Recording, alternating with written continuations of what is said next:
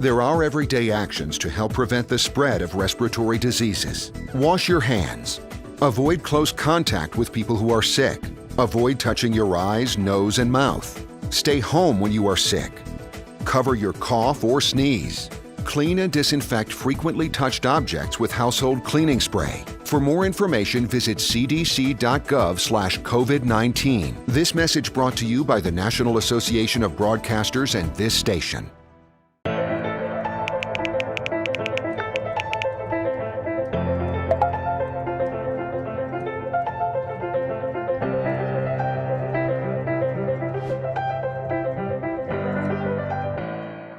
Today at noon on 11 Alive. We are seeing that lack of smell or altered taste can be a symptom. We answer your coronavirus-related medical questions.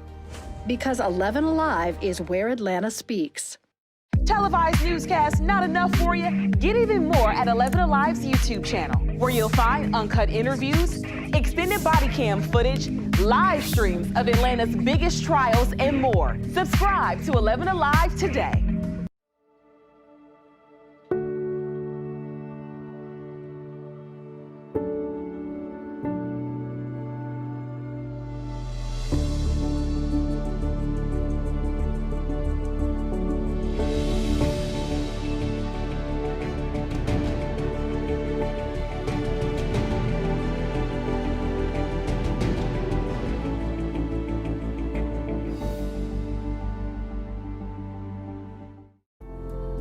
In times of great uncertainty, some things become more clear.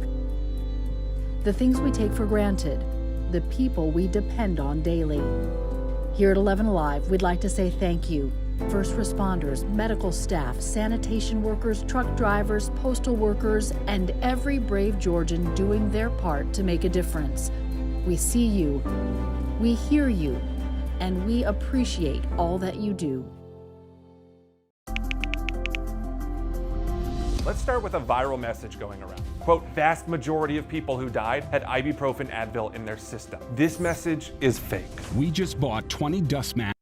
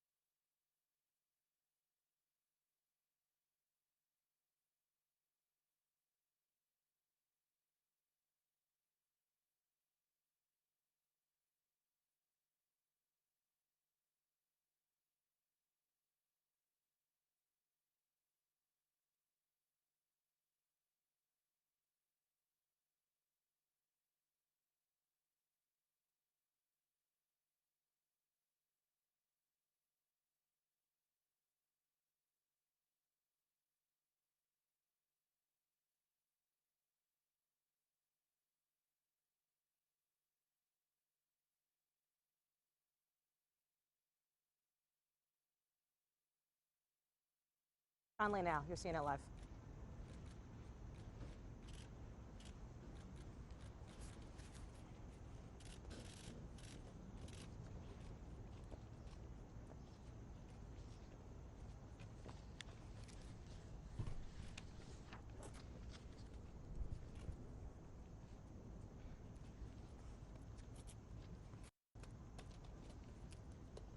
Morning, everyone.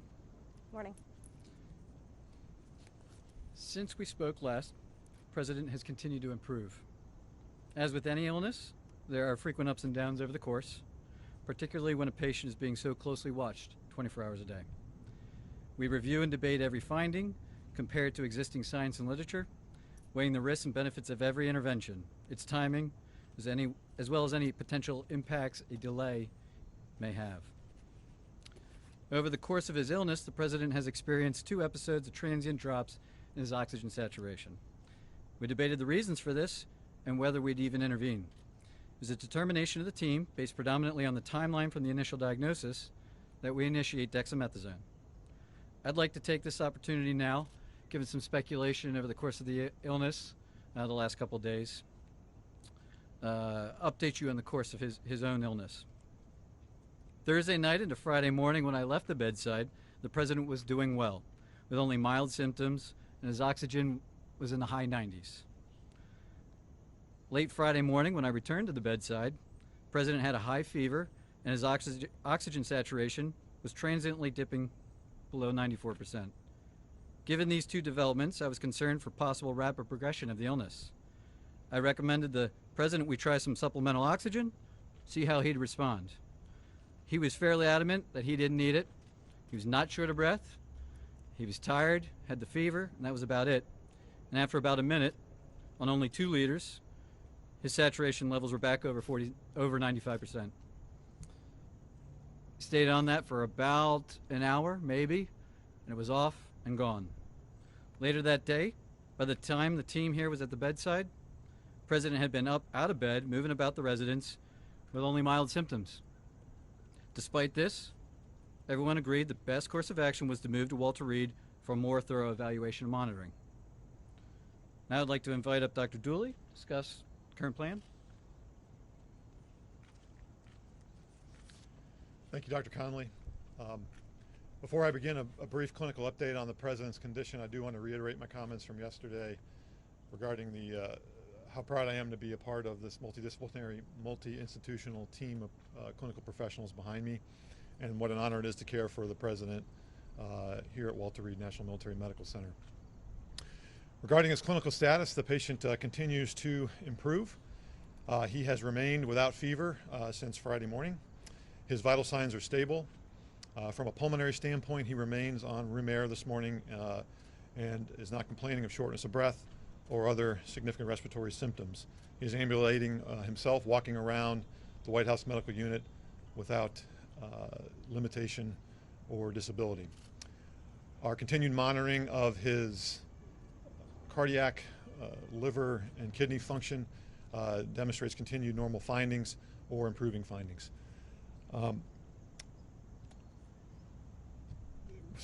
And I'll now turn it over to Dr. Garibaldi from Johns Hopkins to talk about our therapeutics and, again, our plan for the day.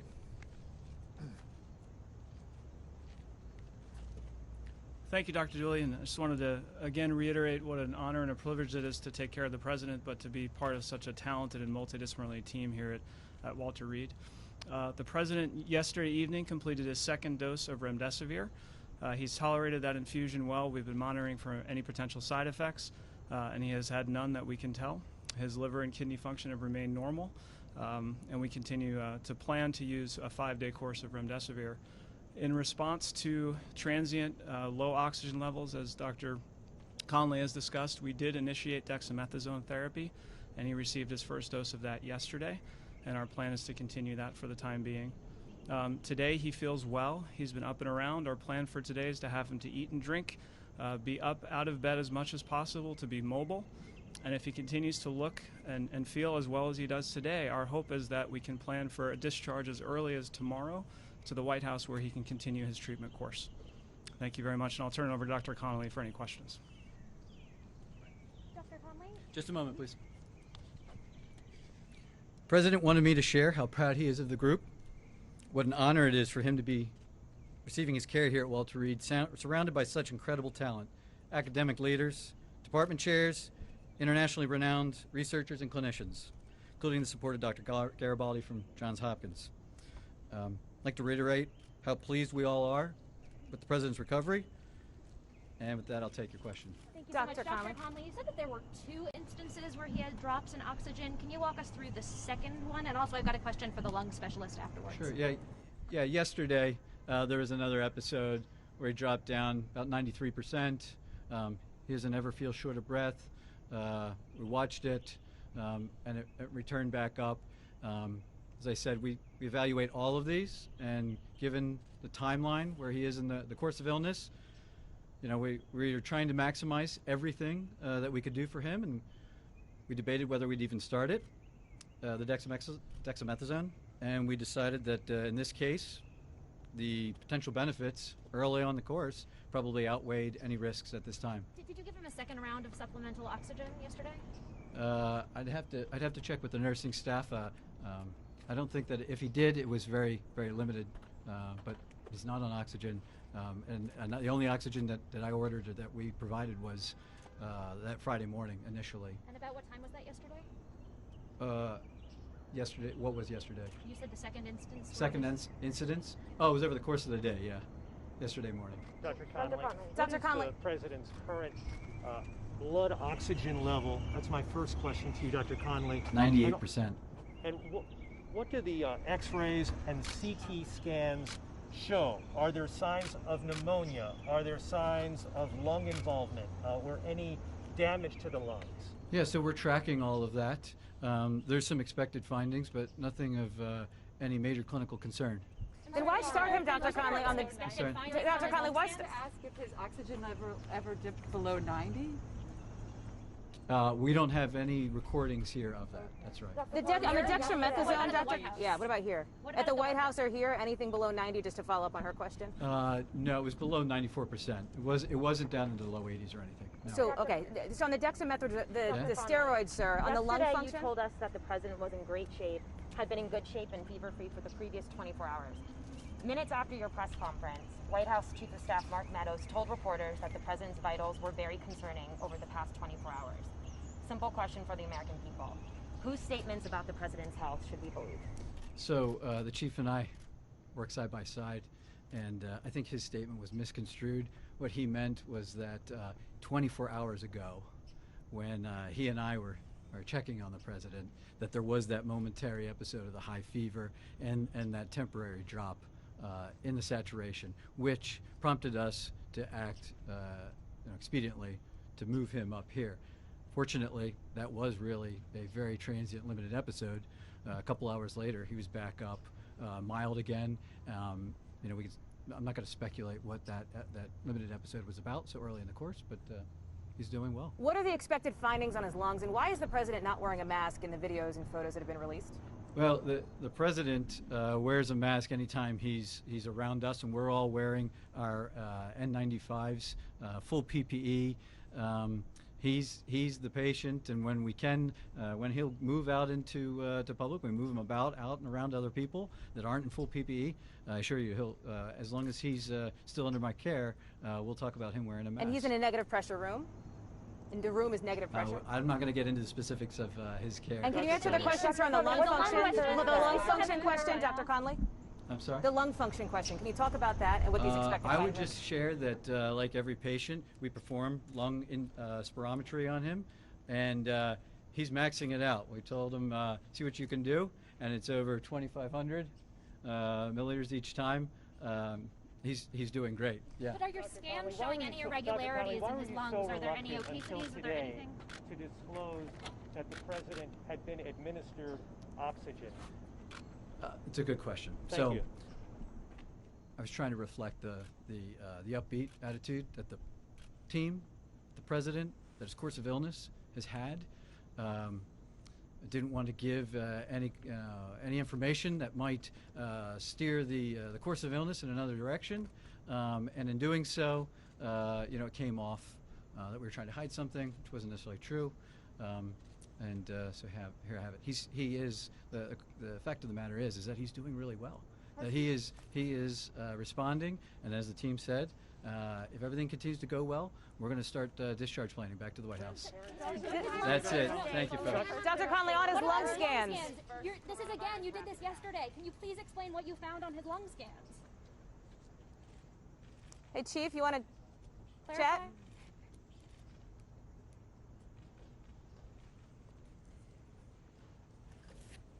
That wasn't as fun as yesterday.